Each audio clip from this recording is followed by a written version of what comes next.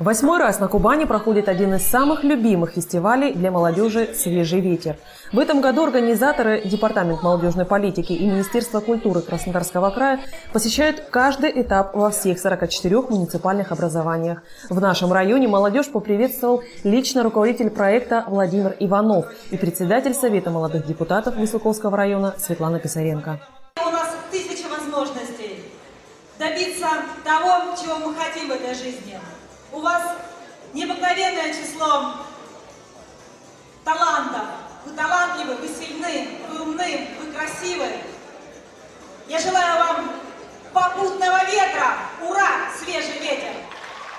Следуя пожеланиям, участники фестиваля устроили настоящий праздник для всех присутствующих. А в зале собрались именно те, кто увлекается неформальными субкультурами или поддерживает их развитие.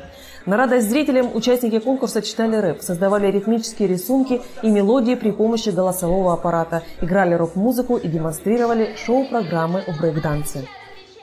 Все чувства и принципы, вся любовь и эмоции, вся воля и дух, в итоге все вещи кроется, среди нас никто борется, парцелая в глазах, в душе снова боль и дикий страх, в глазах, как звуки снов в руках.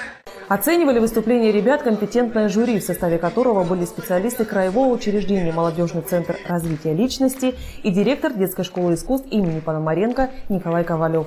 По решению жюри путевку в финал завоевал Рудольф Набоков в направлении битбокс и 6 претендентов, которые будут бороться за участие в финале путем голосования на официальной странице «Свежий ветер» в социальной сети ВКонтакте. Голосование начнется 21 апреля по адресу vk.com/Свежий ветер.